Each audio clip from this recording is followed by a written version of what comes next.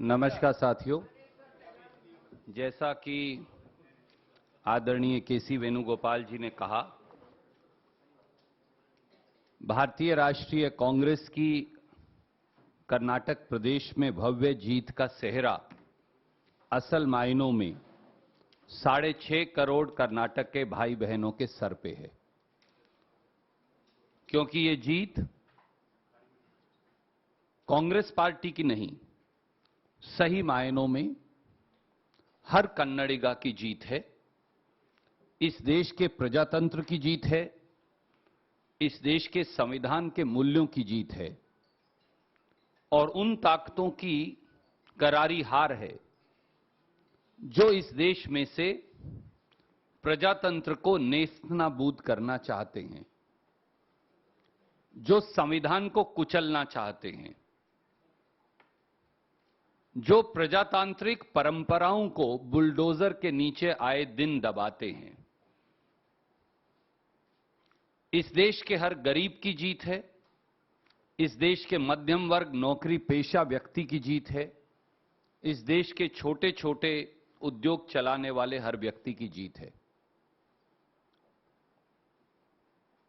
संगठन के लिहाज से इस जंग की शुरुआत श्री राहुल गांधी जी की भारत जोड़ो यात्रा से हुई, जैसा वेणुगोपाल जी ने कहा, जिसने सही मायनों में कर्नाटक में 21 दिन राहुल गांधी जी ने 600 किलोमीटर यात्रा कर संगठन को एक नई ताकत दी। उसके बाद सिद्धारमैया जी, डी.के. शिवकुमार जी और कांग्रेस के सब नेताओं ने मिलकर प्रजाध्वनि यात्रा से प्रदेश के कोने कोने में एक अलख जगाई। चुनाव के दौरान जिस प्रकार से कांग्रेस अध्यक्ष खड़गे साहब ने 1 महीने तक न दिन देखा न रात कड़ी मेहनत की और वो 42 से अधिक सभाओं को संबोधित उन्होंने किया, उससे चुनाव को ताकत मिली।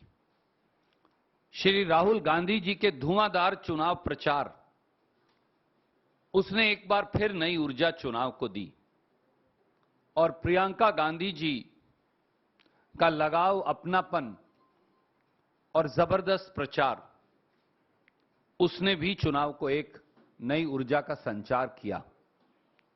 पूरे देश से कांग्रेस के नेताओं ने, ऑब्जर्वर्स ने, इंचार्जेस ने, मुख्यमंत्रीगण ने, एक एक कांग्रेस के काडर ने इकट्ठे होकर ये लड़ाई लड़कर ये दिखाया कि कांग्रेस संगठित होकर ये लड़ाई लड़ सकती है। सिद्धारमैया जी ने प्रदेश के कोने कोने में जाकर चुनाव प्रचार किया।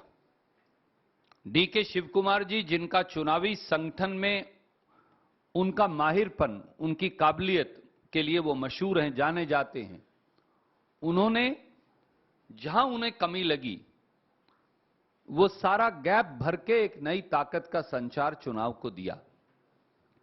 तो ये जीत कांग्रेस के नेतृत्व की सामूहिक जीत है और उसके साथ साथ कर्नाटक के लोगों की जीत है। जैसा वेणुगोपाल जी ने कहा, 13 तारीख की रात को नतीजे आए। 14 तारीख और 15 तारीख देर सुबह तक हमारे तीनों ऑब्जर्वर्स ने मंत्रणा की। 15 की रात को उन्होंने रिपोर्ट सौंपी। 2 दिन चर्चा का दौर चला। मुझे मालूम है बहुत सारे पत्रकार मित्र विचलित रहे, अनेकों सवाल पूछते रहे। उन्होंने ये भी कहा कि आप और जल्दी फैसला क्यों नहीं कर रहे। आप में से अनेक लोगों ने थोड़ा गुस्सा भी किया हमसे, वेणुगोपाल जी से, मुझसे, क्योंकि आपका अधिकार है। मोदी जी से तो कोई गुस्सा कर नहीं सकता, हम पर तो आपका अधिकार है, हम आपके परिवार का हिस्सा हैं, हम आपको प्यार करते हैं, आप हमें प्यार करते हैं, यही कांग्रेस है। और 2 दिन की मंत्रणा और कंसेंसस के बाद, क्योंकि खड़गे साहब ने कहा साफ तौर से कि वो सोनिया जी से, राहुल जी से, प्रियंका जी से, कांग्रेस के सारे नेतृत्व से चर्चा करेंगे, पुराने नए सब लोगों से चर्चा करेंगे, प्रदेश के लोगों से चर्चा करेंगे, दोनों नेताओं से चर्चा करेंगे। मैं ये फिर दोहराऊंगा जैसा मेरे आदरणीय महासचिव संगठन ने कहा, हमारे दोनों नेता मुख्यमंत्री बनने के काबिल हैं। दोनों के अंदर प्रदेश चलाने के गुण हैं और कई और ऐसे लोग हैं जिनमें बहुत काबिलियत है, पर एक ही व्यक्ति पर निर्णय करना है। इसलिए सबसे मंत्रणा कर आदरणीय खड़गे साहब ने निर्णय किया कि विधायक दल के अगले नेता और मुख्यमंत्री श्री सिद्धारमैया जी होंगे और उनके साथ कंधे से कंधा मिलाकर उप मुख्यमंत्री के तौर पर श्री डीके शिवकुमार जी काम करेंगे। कांग्रेस पार्टी अपनी पांचों गारंटी लागू करने के लिए कटिबद्ध है। कांग्रेस पार्टी गरीब, मध्यम वर्ग, नौकरी पेशा व्यक्ति के लिए कर्नाटक में काम करेगी और एक transparent government, honest government, stable government, accountable government देकर हम एक नया रोल मॉडल कर्नाटक के अंदर पेश करेंगे। ब्रांड कर्नाटका का निर्माण करेंगे। 20 तारीख को ओथ होगी। आज शाम को विधायक दल की बैठक है 7 बजे बेंगलोर में। 20 तारीख को 12:30 बजे मंत्रिमंडल की शपथ होगी। मुख्यमंत्री, उप मुख्यमंत्री के साथ कई और साथी भी मंत्री पद की जिम्मेवारी ग्रहण करेंगे। बाकी के सवाल जो हैं उनका जवाब हम बाद में देंगे। Yeah. We are inviting the like-minded party leaders to be the part of sowing. Power sharing formula is to share the power to the people of Karnataka. That's all. Only that is there. Power has to share the people of Karnataka. Nothing else.